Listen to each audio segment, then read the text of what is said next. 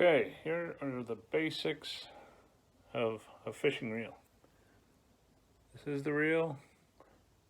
This is the bail that opens and closes. This lets the line out.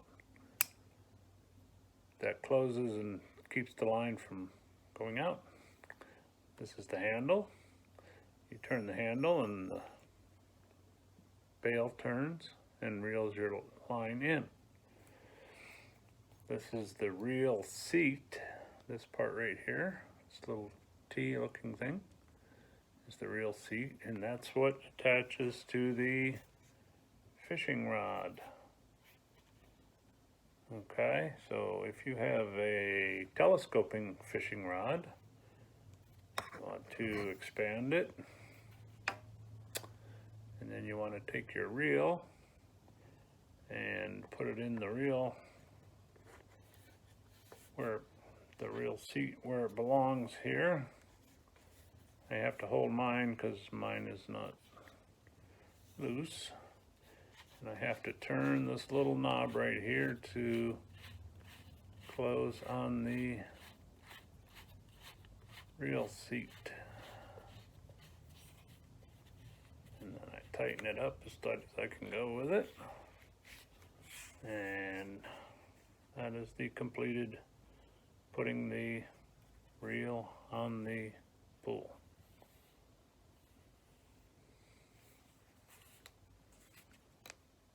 Now with my reel, and I don't know whether yours is the same, but I can have the handle on either side, this side or this side. This is the side I'm comfortable with, because I throw with my right hand and I reel with my left hand. If I want to change mine, there's a little knob on the right hand side here, and I can open it. Anyway, I can open it. I have it real tight so it doesn't fall off. I can take this knob off and take the handles. The handle would slide out, and I'd turn it around and I'd slide it back in to the right hand side, and that little knob would go on the left hand side and tighten it down. If I was a right-handed, if I reeled with my right hand. That's the basics of the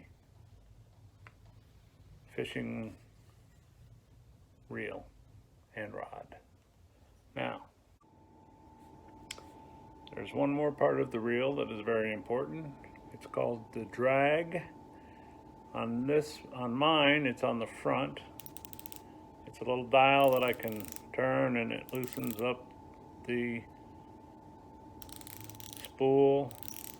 Some reels have it on the back where you turn it and it loosens up the spool. And this is how I thread the line on the rod. So what I do is I open up the bail. Got to kind of be careful because the line will all want to come off. So I hold on to the line, and yours is probably held on with a piece of tape or something. Could be a rubber band, I don't know. So you want to take that off, get your line started, and then close that bail. Okay, so what I do is I close the bail and hold on to the line, because it's going to want to come off if you don't. It's just going to want to fall off. And then you loosen your drag,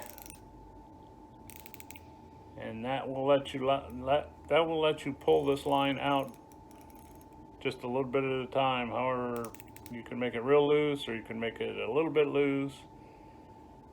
But that's for fighting the fish. But it makes it so you can thread your line on your rod easier. So if you hold your line, don't let it go, because it, like I say, it'll want to come off just want to fall off the spool. And you want to make sure your bail's closed, and then you can start putting it through the eye of the rod,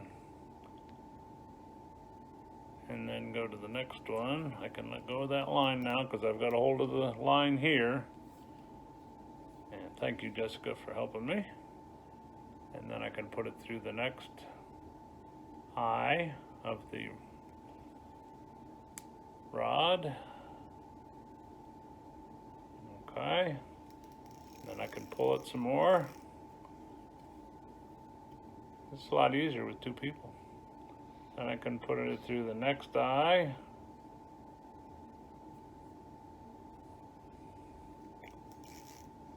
And then I can put it through the next eye.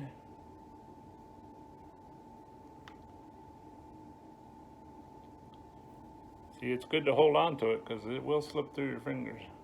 It'd be better if my eyes were better, but put it through the eye. And go up to the next one and put it through the next eye.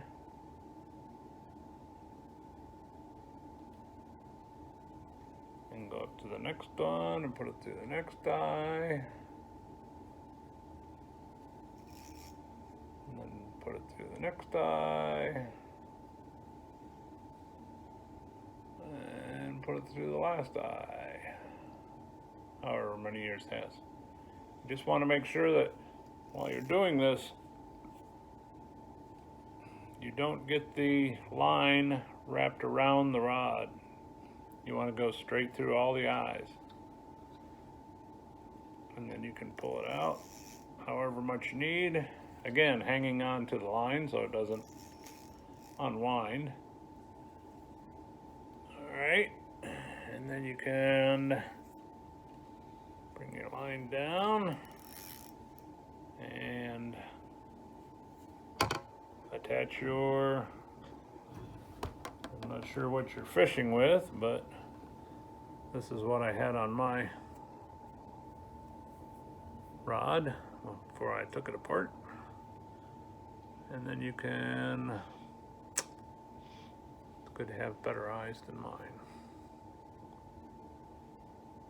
And then you can put the line through the eye.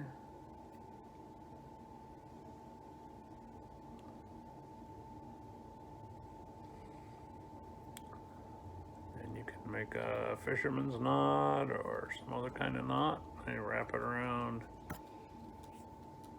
the line. 1, 2, 3, 4, 5, 6. And then I go back through the big loop at the bottom. Not through the eye. The eye is right there. This is the loop that I made. Go back through the loop. And then come back through this loop. Easier to find a YouTube on it than the way I'm doing it. Trust me. And always wet your line. Wet your line before you pull it down tight. It's called lubricating. Pull it down tight. And snip off your little tag end here. This end that's not got anything on it and comes to an end right there. I snip that off with a pair of scissors. I don't recommend you do it with your teeth, but a lot of people do. I don't have a pair of scissors with me, of course, so I have a pair of clippers. I can use my clippers. Thank you. They have a better chance of having clippers handy. Just cut off your little tag line and tag end there. Try not to cut your line where it's attached to the hook. And throw that away. Don't throw it down because it gets birds pick it up and get hung up in fishing line all the time and can't digest it. It's not good for them. It's not good for the fish because they can get it in their gills.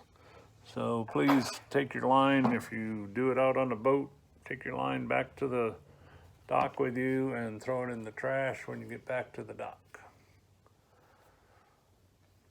That'll help the fish. All right, and that's the basics of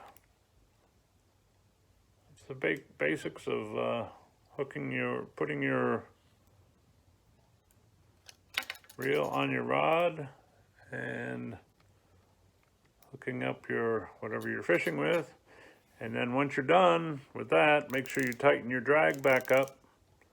Because if you catch a big fish, the fish is just going to keep running with your hook. Keep that drag not too tight, but tight enough that small fish won't pull it out, but a big fish. If you catch a big fish, you want to be able to give him a little line if he needs it before he breaks your line.